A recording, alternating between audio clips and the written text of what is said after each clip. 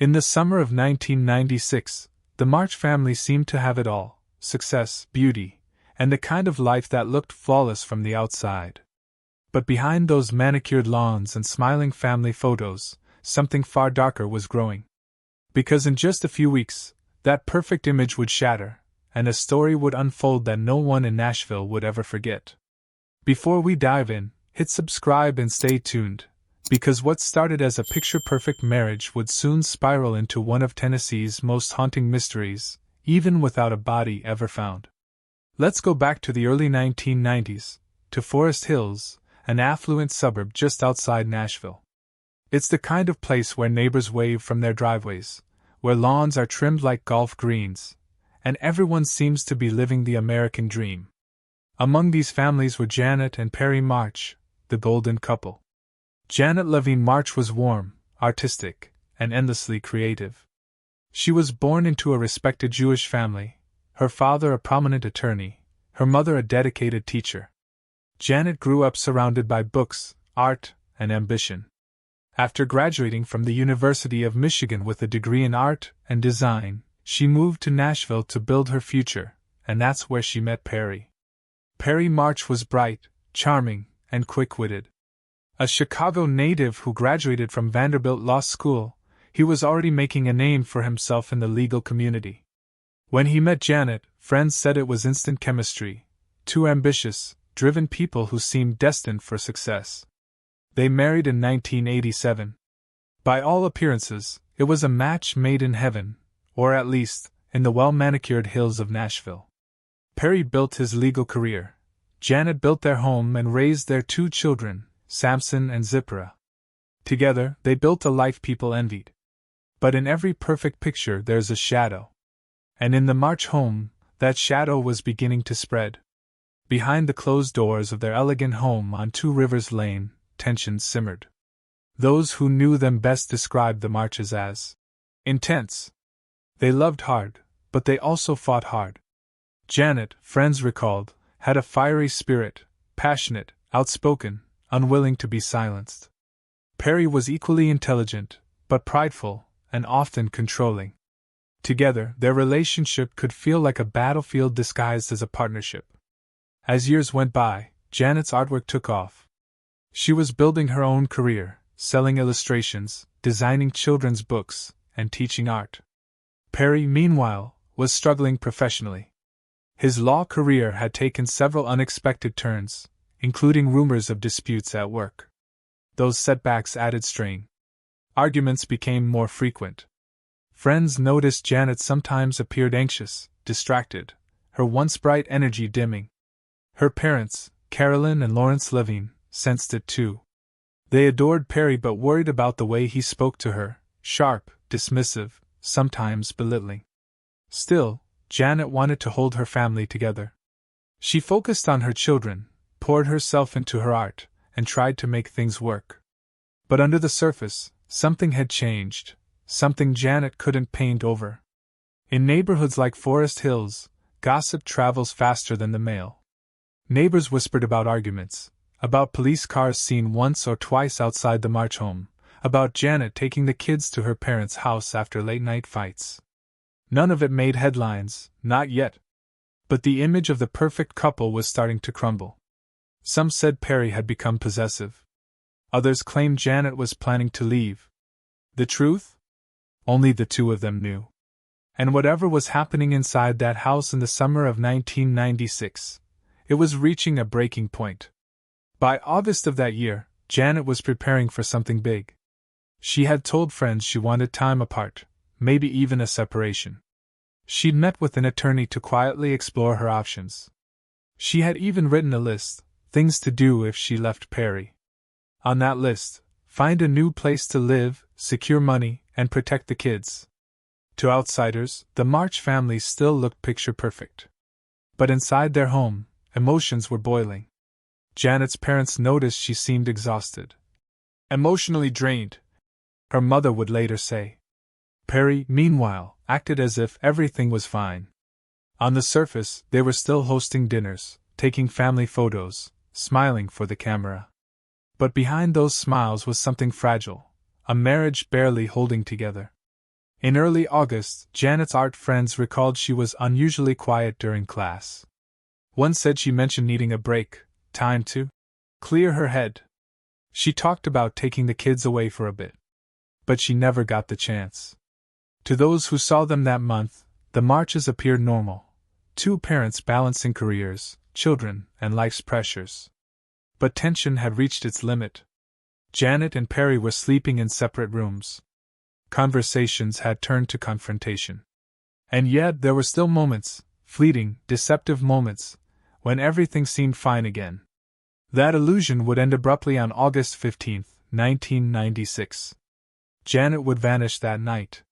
No one, not her parents, not her friends, not even her children, would ever see her again. In every story of tragedy, there's a moment just before the fall, a silence before the chaos. For the March family, that silence was the summer of 1996. A beautiful home. Two loving children. A husband and wife smiling for the camera, frozen in time just days before everything unraveled. No one could have known that behind those smiles lay betrayal, rage, and a secret that would take nearly a decade to bring to light. Stay with us, because in Part 2, we'll walk through the night Janet March disappeared, and how her husband's story began to unravel under the weight of his own lies. This is the story of a family built on perfection, and destroyed by the truth. August 15, 1996. A warm Tennessee night. A wife disappears without a trace. A husband insists she simply walked away. And from that night on, nothing in the March family would ever be the same. This is the night everything fell apart. The night Janet March vanished into the dark, and a mystery began that would haunt Nashville for years. It was a Thursday, ordinary, almost painfully normal. Janet woke early, helped the children with breakfast, and saw Perry off to work. Friends say she had a full day planned, errands, packing, and maybe some time in her art studio. But Janet also had something else on her mind. She told a close friend she wanted to take a short separation from Perry, time to think, maybe even a week away with the kids. She'd written it all down. She wasn't running away, she was trying to reclaim her peace. Later that afternoon, neighbors saw her in the yard with her children. Calm. Composed. Nothing out of the ordinary. By evening, the Levines, Janet's parents, spoke with her on the phone. She sounded tired but hopeful. They made plans to talk again soon. That call would be the last time anyone outside her home ever heard her voice. According to Perry March, that night unfolded like this. He and Janet argued, not their first, but one that spiraled faster than usual. He said Janet accused him of controlling her, of not respecting her art, her time, her choices. Perry told police that around 8 p.m., after hours of fighting, Janet packed a few things, said she needed time away, and walked out. No purse. No wallet. No keys. No car. Just walked out. That was Perry's story, the one he would tell, word for years. He said Janet left voluntarily, leaving behind two young children sleeping upstairs.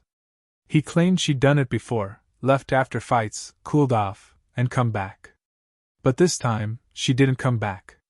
The next morning, August 16th, Perry said he wasn't alarmed. He got the kids ready, went about his day, and assumed Janet would return. But when she didn't come home by nightfall, he told the Levines that she was taking a break, resting somewhere, maybe at a friend's. Janet's parents didn't believe it. Not for a second. Carolyn and Lawrence Levine knew their daughter. She was responsible, devoted, and above all, she loved her children. She would never vanish without calling. By the third day, Carolyn's fear turned into certainty. Something was wrong. The Levines reported Janet missing. When police arrived at the March home, Perry greeted them calmly. Too calmly, some would later say.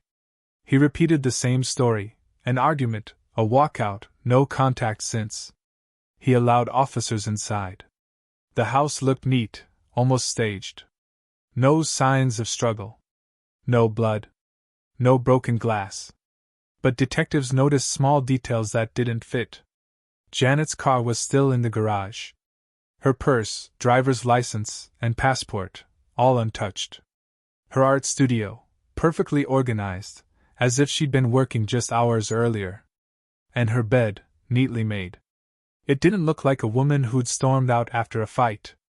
It looked like a woman who'd vanished mid-routine. Investigators began piecing together the timeline, and Perry's version quickly started to fray. He told police Janet left around 8 p.m. But no one saw her leave. No one heard the door. No neighbors reported a car or a figure walking down the road. And the March children, too young to recall the details, couldn't confirm anything. Then came the strange discoveries. Police found that Janet's planner stopped abruptly after August 15th. Her close friends said she'd planned to meet them the following weekend, plans she never canceled. She'd also made an appointment with an attorney to discuss separation. That meeting was scheduled for August 16th. She never showed up.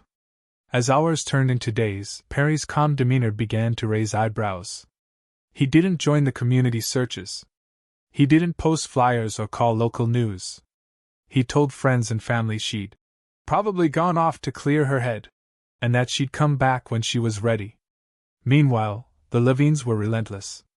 They called hospitals, shelters, hotels, anyone who might have seen Janet. Nothing.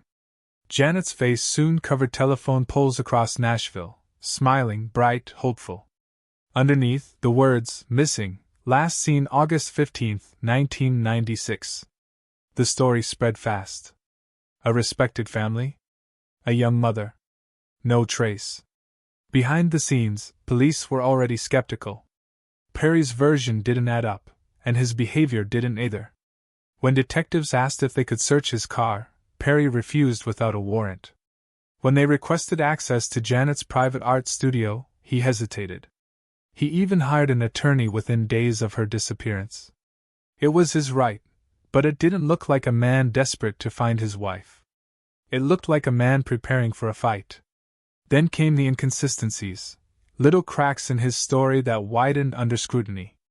First, Perry said Janet took clothes and personal items when she left. But when police searched, every belonging was still in the closet. Later, he changed his story, claiming she only took a bag. No one ever saw that bag.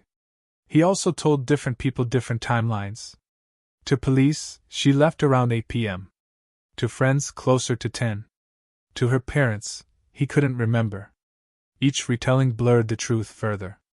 Meanwhile, forensic teams examined the home. No blood, no forced entry, no signs of abduction. It was as if Janet had vanished into thin air. But detectives knew, people don't just disappear. Within a week, search crews scoured the surrounding woods and creeks. Helicopters hovered over the Harpeth River. Dogs tracked scents near the property but lost the trail quickly. Every lead ended in silence. Still, Perry stayed detached, polite but distant. While the Levines spoke to every reporter who would listen, Perry kept to himself, refusing televised interviews, speaking only through his lawyer. Our daughter would never leave her children. Please, if anyone knows anything, help us bring her home. Her parents believed, and would always believe, that Perry knew exactly what happened that night. But without a body, without physical evidence, detectives were trapped in a loop of suspicion and speculation. Weeks passed. No Janet. No leads. By September, Perry packed up and took the children to Chicago, away from the glare of Tennessee media. To the Levines, it felt like another disappearance, this time of their grandchildren. To detectives, it looked like a man running from shadows. But legally, there was nothing to hold him on. No body meant no crime, at least, not yet. Back in Nashville, the Levines kept searching, every week, every lead, every rumor. And though the trail was cold, their determination burned hotter than ever. Because deep down, they knew Janet hadn't just walked out. Something terrible had happened inside that house on Two Rivers Lane. And Perry March was the only person alive who knew the truth. That quiet suburban home had become a crime scene without a crime, a mystery without proof, a family without answers. Janet March, wife, mother, artist, had vanished into the night, and her husband's story was the only thread holding the narrative together. But soon that thread would begin to unravel. And in its unraveling, long-buried secrets would surface, secrets powerful enough to destroy everything Perry March thought he could control. Time can heal wounds, but not the kind left by a disappearance. Days turned into months. Months into years. And the truth about what happened to Janet March remained buried in silence. But her parents, Carolyn and Lawrence Levine, refused to let that silence win. They weren't just mourning a daughter. They were fighting a battle, against time, against grief, and against the man they believed took her away. After Janet's disappearance in 1996, the investigation went cold. No body. No witnesses. No new evidence. And without a crime scene, police couldn't charge anyone. But while official silence settled over Nashville, the Levine's home was filled with unanswered questions. Every morning, Carolyn would wake up hoping for a phone call, a sighting, a confession, anything. Every night, she'd lie awake replaying Janet's last words, searching for something she might have missed. Lawrence Levine, a seasoned attorney, refused to accept that the law couldn't deliver justice for his daughter. He began documenting everything, every call, every statement, every inconsistency in Perry's story. If no one else would fight, he would. The Levines believed one thing beyond doubt: Janet didn't run away. She didn't abandon her children. Something happened in that house, and Perry March was behind it. While the Levines searched for answers, Perry March moved on. He packed up the children, Samson and Zipporah, and left Tennessee for Chicago, his hometown. He told friends he needed a fresh start, away from the glare of suspicion. To the Levines, it felt like another betrayal, another disappearance. For the first few months, Carolyn and Lawrence tried to stay in contact with their grandchildren. They wrote letters, made calls, sent gifts. But communication slowly dried up. Perry had legal custody, and he began to limit their visits. To the Levines, it was unbearable. Not only had they lost their daughter, but now they were losing her children too. In 1999, 3 years after Janet vanished, the Levines filed for visitation rights. They wanted a simple thing: to see their grandchildren. Perry fought them every step of the way. What followed wasn't just a legal dispute, it was a war of emotion, words, and strategy. The Levines argued that Perry was manipulating the children, trying to erase their mother's memory. Perry claimed he was protecting them from false accusations and media chaos. Each hearing reopened old wounds. Each ruling felt like a reminder of how far from justice they still were. Despite Perry's resistance, the court granted the Levines limited visitation. But even then, visits were tense, controlled, and overshadowed by the weight of everything unspoken. Carolyn later said those visits were both joyful and heartbreaking. Because while she could see her grandchildren, she could still feel Janet's absence in every laugh, every hug. In Chicago, Perry's life began to fracture. He struggled to hold steady employment and faced growing financial pressure. Rumors of erratic behavior spread, arguments with colleagues, outbursts in court. Behind the charm and confidence that once defined him, cracks were forming. Then came the next twist. In 2000, Perry filed a civil lawsuit against the Levines. He accused them of defamation and harassment, claiming they'd ruined his reputation by suggesting he'd murdered Janet. The Levines didn't back down. Instead, they countersued, arguing that Perry was using the courts to silence them. The courtroom had become the new battleground for truth. Every motion, every testimony, was a small step in a much larger fight, not just for custody, but for justice itself. Years passed. And yet, the shadow of Janet's disappearance never faded. The Levines celebrated birthdays without her. They visited police stations again and again, asking for updates that never came. Each year on August 15th, they gathered quietly, lighting candles, saying prayers, refusing to forget. Meanwhile, Perry became more isolated. His legal battles with the Levines drained his finances and his reputation. He moved again, this time, out of the country. To Mexico. In 2001, Perry March settled in Ajijic, a small expatriate community in Mexico. He remarried a woman named Carmen and started a new life. To outsiders, he seemed content, teaching English, painting, and raising his children in a quiet lakeside town. But to the Levines, it was like watching the past slip further away. They were hundreds of miles apart from their grandchildren, with no legal authority to see them. Every letter they sent came back unopened. Still, the Levines didn't stop. They kept pressing law enforcement to reopen Janet's case, sharing new information, hiring private investigators, and tracking Perry's movements. They believed, deep in their bones, that Janet's story wasn't over. Even without a body, investigators never stopped looking at Perry. Over the years, tiny details resurfaced, inconsistencies in his interviews, financial records that didn't add up, unexplained trips during the time of Janet's disappearance. In 2003, a breakthrough. A former associate of Perry's came forward with troubling statements. He claimed Perry had confided in him about making Janet disappear. Though the account couldn't be fully verified, it reignited the investigation. For the first time in years, detectives felt they might finally close in. While adults battled in courtrooms and across borders, two innocent lives hung in the balance, Samson and Zipporah March. Raised in their father's world, they grew up hearing one story, that their mother had left them. But every trip back to the States, every conversation with the Levines brought doubt. Questions their father didn't want to answer. The custody war reached a boiling point in 2004, when the Levines filed for full custody. They argued Perry was unfit, unstable, and living outside U.S. jurisdiction. It was a desperate move, but it worked. The Tennessee court granted the Levines temporary custody of the grandchildren, while the investigation into Janet's disappearance intensified. For Carolyn and Lawrence, it was bittersweet. They finally had their grandchildren back, but at the cost of reopening every old wound. By the end of 2004, nearly 8 years after Janet vanished, whispers of new evidence began to surface. Authorities were once again looking at Perry, this time more seriously than ever. He was now living thousands of miles away, but suspicion had finally caught up to him. The Levines had never given up.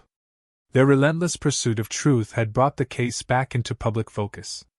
And soon, the investigation would take a shocking turn, one that would pull Perry's father into the center of the storm. Nearly a decade after her disappearance, Janet March remained missing, no body, no confession, no closure. But her absence had become a living force, shaping lives, destroying relationships, and driving a quiet war between two families who once shared the same love. For the Levines, justice wasn't a matter of law. It was a promise to never stop searching for their daughter. And in the next chapter, that promise would lead to shocking revelations, and finally, the beginning of the end for Perry March. Because the truth has a way of clawing its way to the surface, no matter how long it's buried. For nearly a decade, Janet March's disappearance remained a mystery. No body. No crime scene. No justice. But the truth, long buried, was about to claw its way back to the surface. And the person who would finally help expose it wasn't a detective. It was Perry March's own father. This is how a decade of lies unraveled, one confession, one secret, one father's betrayal at a time. By 2004, the Janet March case was practically a ghost. No new leads, no physical evidence, just whispers and speculation. Detectives who had worked the case since day one still believed Perry March was responsible. They just couldn't prove it. But that year, a series of small events, seemingly unconnected, began to breathe life back into the investigation. A new team of prosecutors took interest in the case. They re-examined old files, questioned witnesses, and focused on one central question. If Janet didn't walk away, where did she go? While detectives in Tennessee reopened the case, Perry March was living quietly in Ajijic, Mexico. He had remarried, built a new life, and believed he was beyond the reach of American law. But trouble was closing in. The Levines, relentless in their pursuit, were now pushing for renewed charges. They hired private investigators, connected with prosecutors, and worked tirelessly to expose Perry's lies. Meanwhile, back in Tennessee, the district attorney's office was preparing something bold, a no-body murder indictment. They knew they needed something more than suspicion, they needed a break. And that break came from someone no one expected. Arthur March, Perry's father. Arthur March was no ordinary father. A decorated World War II veteran, intelligent and proud, he'd always been fiercely protective of his son. When Perry was accused of killing Janet, Arthur stood by him completely, defending him in interviews, paying legal bills, and calling the accusations a witch hunt. But behind that loyalty was a secret he'd been keeping for nearly 10 years. Arthur March knew what happened to Janet. And he knew where her body had been buried. In late 2004, Arthur began speaking with people close to the case. One conversation, a seemingly innocent chat, caught the attention of the FBI. Arthur had been overheard describing how he helped Perry clean up a mess years earlier. That phrase, clean up a mess, was all investigators needed to move in. Working with local police, federal agents launched an undercover operation. They would approach Arthur March under the guise of being friends of Perry, allies willing to help him finish the job. Their goal was to get him talking. And when Arthur talked, he talked too much. Perry called me, said he'd done something bad. I helped him. We buried her. Out by the interstate, near Bowling Green. That was it. The break investigators had waited nearly 10 years for. Arthur March had just confessed, on tape, to helping his son dispose of Janet's body. He described details only the killer could have known. The time frame. The location. The way Perry had loaded something heavy into his vehicle that night. He even hinted that he'd return to the burial site years later, to move the remains. It wasn't enough to find Janet's body, but it was enough to prove one thing beyond doubt. Arthur March knew she was dead. And Perry March had killed her. After months of recorded conversations, investigators moved in. Arthur March was arrested and faced federal charges, conspiracy and obstruction of justice. At first, he denied everything. But when faced with the recordings, the old man's defiance cracked. To save himself, and perhaps his conscience, Arthur agreed to a deal. He would testify against his own son. In exchange for cooperation, prosecutors would reduce his sentence. He'd still serve time, but his testimony could finally close the case. And in 2005, after nearly a decade of speculation, the state of Tennessee charged Perry March with second-degree murder, abuse of a corpse, and tampering with evidence, even without a body. There was just one problem: Perry was still in Mexico, out of reach. So prosecutors turned to extradition, a complicated legal maze that could take years. But they had a plan. Arthur March would help lure his son back onto U.S. soil. Working under the FBI's direction, Arthur made phone calls and sent letters, pretending to coordinate a secret trip for Perry. The plan was simple: Perry would cross the border to finalize a business deal. Instead, he walked straight into federal custody. In August 2005, Perry March was arrested in Mexico and extradited to Tennessee to stand trial for the murder of his wife, Janet. After 10 years of denial, lies, and legal manipulation, Perry March finally faced a murder charge. The evidence was circumstantial: no body, no weapon, but the testimony was damning. Prosecutors painted a chilling picture. A volatile marriage. A violent argument. A desperate cover-up aided by his father. And now, thanks to Arthur's confession, the puzzle finally had edges. Arthur March took the stand, frail, remorseful, his voice trembling. He told the court how his son called him after Janet's death. How he drove through the night to help bury her. How guilt had followed him every day since. For the first time, the world heard what investigators had always believed. Janet March didn't run away. She was murdered. The Levines sat in that courtroom, their faces marked by a decade of loss, finally hearing the words they'd known in their hearts all along. Arthur March's confession shattered the last wall of denial. The truth, once buried, had finally clawed its way out. Though Janet's body was never found, the evidence, and the voices of those who refused to give up, built a case strong enough to stand. In 2006, Perry March was convicted of murdering his wife. His father, Arthur, was sentenced to prison for helping cover it up. Arthur would die behind bars not long after, the secret finally too heavy to carry. And Perry would spend the rest of his life haunted by the story he tried to bury. Justice didn't bring Janet home, but it gave her family what they'd waited 10 years to hear, the truth. In Part 5, we step inside the courtroom to see how a man was convicted without a body, and how the legacy of Janet March's case changed Tennessee law forever. No body. No weapon. No eyewitness. For nearly 10 years, the disappearance of Janet March had been a riddle, a story without an ending. But now, in a Nashville courtroom, that ending was finally being written. The question was simple, yet staggering.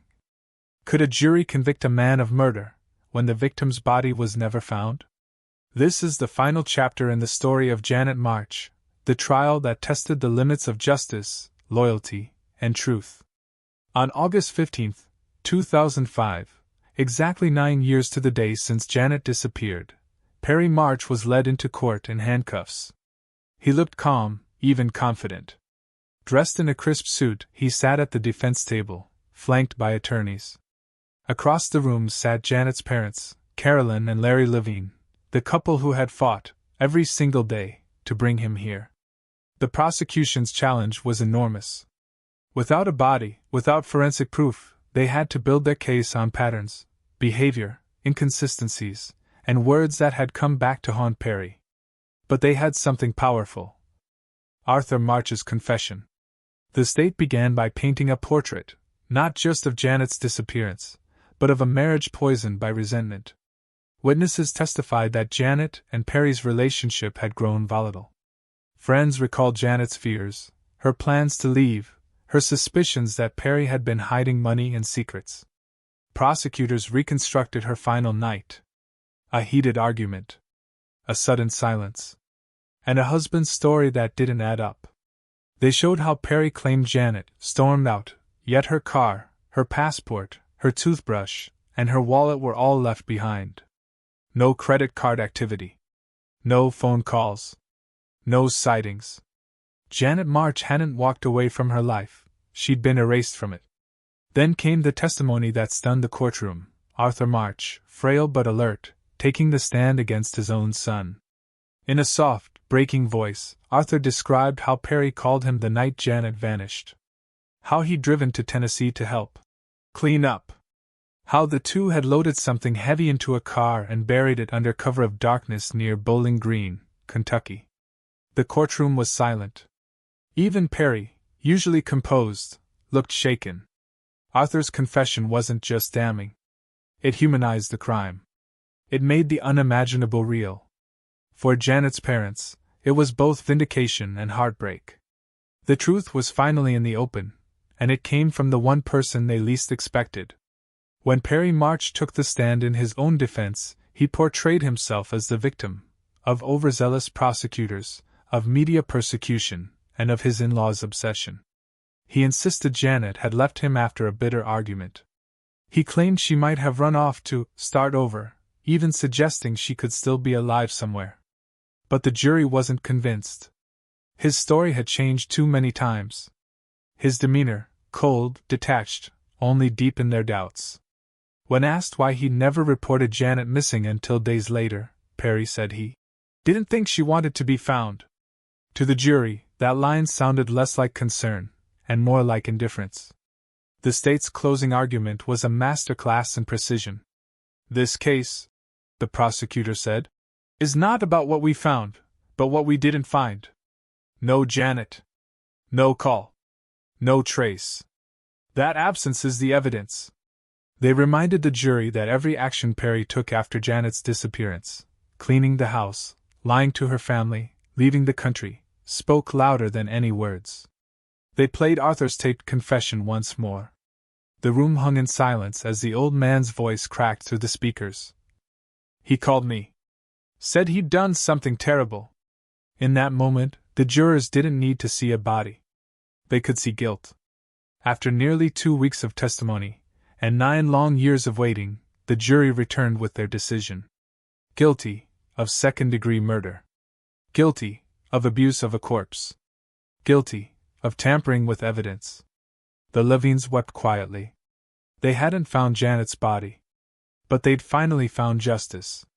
For Perry March, the verdict was the end of his lies, and the beginning of a life sentence. The headlines spread quickly. Lawyer convicted without a body. Justice for Janet March, at last. Perry was sentenced to 56 years in prison, 25 for murder, plus additional time for related charges. Arthur March, who had helped bury Janet, was already serving his own sentence. He would die behind bars just a few years later, never revealing exactly where Janet's remains were hidden. And though her body has never been found, Janet's memory endures through her children, her art, and her parents' relentless fight for truth. The March case became one of Tennessee's most talked about. No body. Prosecutions, a landmark in proving that justice doesn't always require a body, just the truth. It showed that persistence, family devotion, and the courage to face the impossible can outlast even the cleverest lies. For prosecutors, it was a victory of principle, a message to every would-be killer that absence doesn't equal innocence. And for the Levines, it was the closing of a wound that would never fully heal. Janet March was just 33 years old when she vanished, a mother, an artist, a daughter. Her story reminds us that evil can hide behind polished smiles and family portraits. But it also reminds us that love, the love of those who refuse to give up, can outlast fear, and even death. In the end, Perry March was convicted not just by the evidence, but by time itself, by the years of truth he could never escape. Her art remains, colors she left behind, life frozen in paint. Through them, Janet's spirit refuses to fade. The story of Janet March isn't just about loss, it's about endurance, and the relentless pursuit of justice when hope seems impossible. If stories like this move you, stories that reveal truth, resilience, and the quiet strength of those left behind, make sure you stay part of this journey. Subscribe and join us as we continue uncovering the real stories behind the headlines, where truth is stranger, and sometimes more powerful, than fiction. For Janet March, justice came late, but it came.